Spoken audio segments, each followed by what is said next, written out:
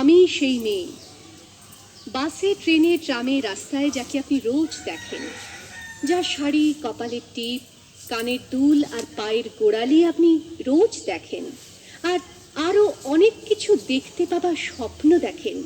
স্বপ্নে যাকে ইচ্ছে মতন দেখেন, আমি সেই মেয়ে।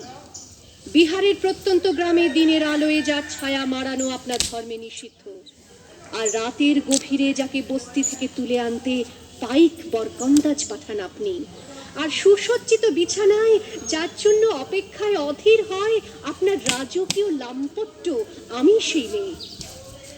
আমি সেই মেয়ে, আসামের চা বাগানের ঝুপড়ি কামিন বস্তি থেকে যাকে আপনি নিয়ে যেতে চান সাহেবী বাংলোয় মধ্যরাতে, ফায়ার প্লেসের ঝলসে ওঠা আলোয় মোদির চোখে দেখতে চান যার অনাবৃত শরীর, আমি সেই মেয়ে। রাজস্থানের শুকনো উঠোন থেকে পিপাসার জল আনতে যাকে আপনি পাঠিয়ে দেন 10 মাইল দূরের সরকারি ইদারায়, আর 20 মাইল হেঁটে ক্লান্ত বিধ্বস্ত যে রমণী ঘরা কাঁখে ঘরে ফিরলেই যাকে বসিয়ে দেন চুলার আগুনের সামনে আপনার রুটি বানাতে, আমি সেই মেয়ে।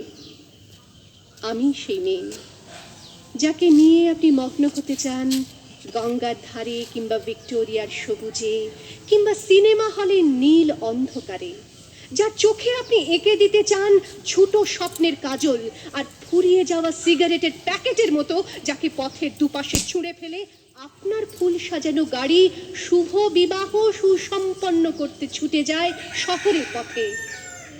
কোণে দেখা আলোর গোধূলিতে একা দাঁড়িয়ে থাকা, আমি সেই মেয়ে।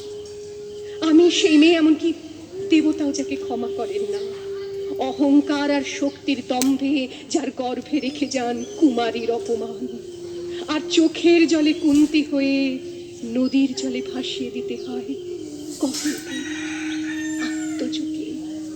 আমি সেই মেয়ে। সংসারের অসময়ে আমি ভরসা, আমার ছাত্র পড়ানো টাকায় মায়ের ওষুধ কেনা হয়, আমার বাড়তি রোজগারে ভাইয়ের বই কেনা হয়, আমার সমস্ত শরীর প্রবল বৃষ্টিতে ভিজতে থাকে, কালো আকাশ মাথায় নিয়ে আমি ছাতা হয়ে থাকি, ছাতার নিচে সুখে বাঁচে সংসার।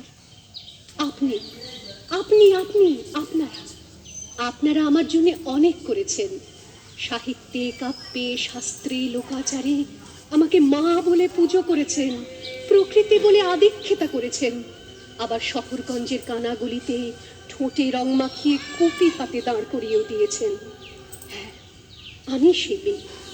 একদিন হয়তো একদিন, হয়তো অন্য কোনো একদিন আমার সমস্ত মিথ্যে পোশাক ছুঁড়ে ফেলে দিয়ে আমি হয়ে উঠব সেই অসামান্য।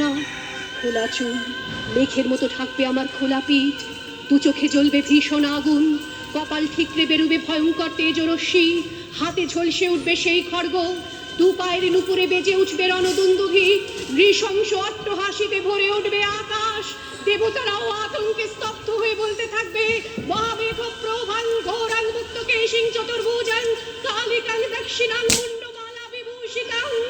বিভৎস দাবানলের মতো আমি এগোতে থাকবো, আর আমার এগিয়ে যাবার পথের দুপাশে মুন্ডহীন অসংখ্য দেহ ছটফট করতে থাকবে।